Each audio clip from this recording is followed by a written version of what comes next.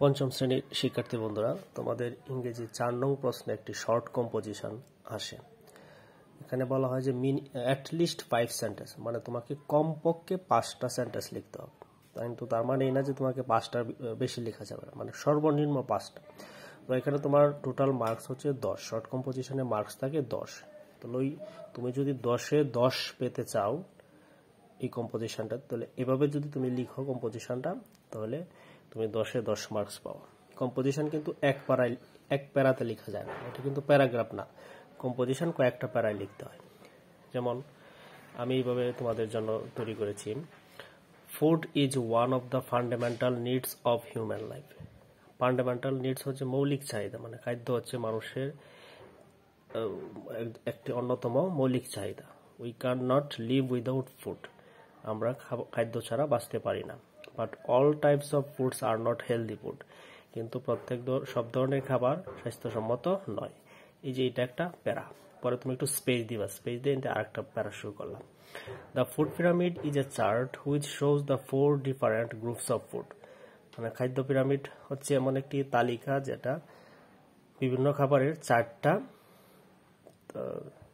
which shows the 4 different groups of food, 4টা বিভাগ প্রদর্শন করে। তোমরা যদি ফুড পিরামিডের যে ছবিটা আছে তোমার বই, এখানে কিন্তু দেখবা তোমার ফুড পিরামিডের 4টা স্তর আছে। এখানে এর জন্য দেওয়া হয়েছে 4 different groups of food.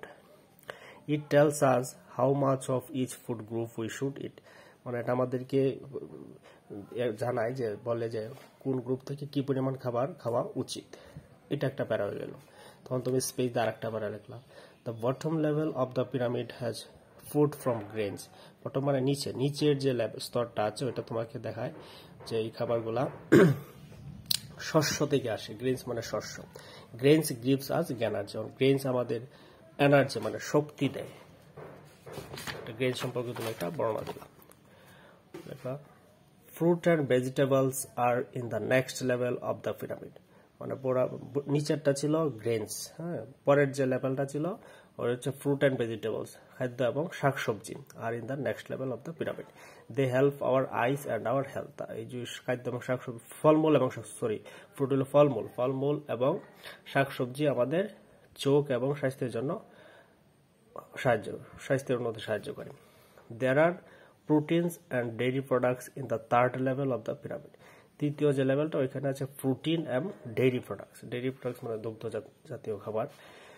আচ্ছা, তাহলে প্রোটিন অ্যান্ড ডেইরি প্রোডাক্ট আমাদের কি হেল্প করে ওটা আমরা লিখে দিই। Protein and dairy makes us strong. Protein এবং ডেইরি আমাদেরকে শক্তিশালী করে।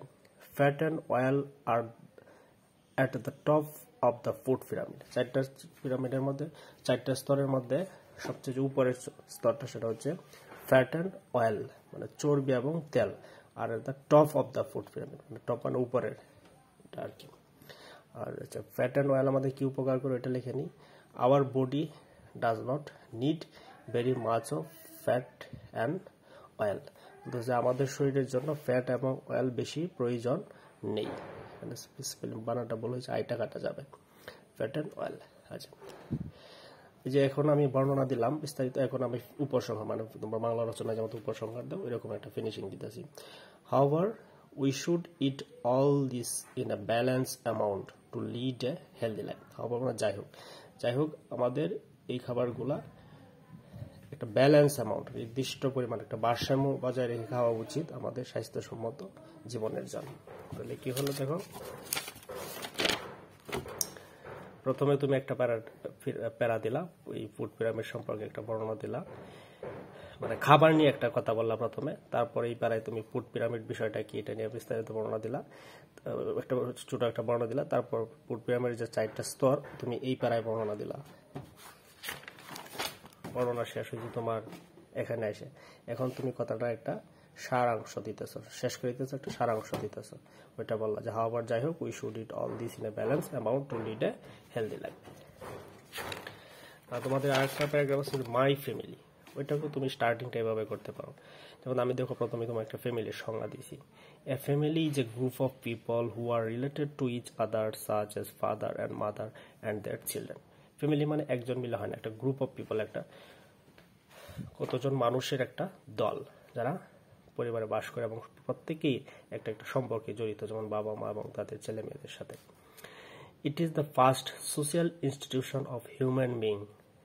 সোশ্যাল হলো সামাজিক, ইনস্টিটিউশন হলো প্রতিষ্ঠান। তোমরা জানো মানুষের জীবনে এটা হচ্ছে প্রথম সামাজিক প্রতিষ্ঠান। আচ্ছা, তারপর তুমি আর এটা একটা প্যারা হইলো তোমার ফ্যামিলি সম্পর্কে, ফ্যামিলি জিনিসটা কি এটা তুমি একটা বর্ণনা দিলা। এরপরে তুমি আর একটা স্পেস দিয়ে একটা প্যারা শুরু করলা। Every man has a family, প্রত্যেক মানুষের একটা পরিবার আছে। আই এম এ স্টুডেন্ট, আমার একটা পরিবার আছে। I have a lovely family, আমার একটি লাভলি একটি সুন্দর চমৎকার আই হ্যাভ একটা বন্ধু সুলভ পরিবার। I have a lovely family. আচ্ছা, তারপর এখানে তোমার এই প্যারাতে এখানে তুমি তোমার ফ্যামিলি সম্পর্কে বিস্তারিত বর্ণনা দিবা। তোমার বাবা মার নাম, তোমার পরিবারের অন্য কয়েকজন সদস্য, তোমার দাদা দাদি, ভাই বোন, এসব বর্ণনা দিবা। এরপরে তুমি এই জায়গাটার মতো লেখাটা শেষ করবা, একটা সারমর্ম দিবা এখানে শেষে এসে। তারপর যে my family is like a paradise to me. Paradise হলো স্বর্গ, যা আমার পরিবার হচ্ছে আমার কাছে স্বর্গের মতো। প্যারাডাইস হচ্ছে স্বর্গ। I am very proud of my family, আমি আমার পরিবার নিয়ে খুবই গর্বিত।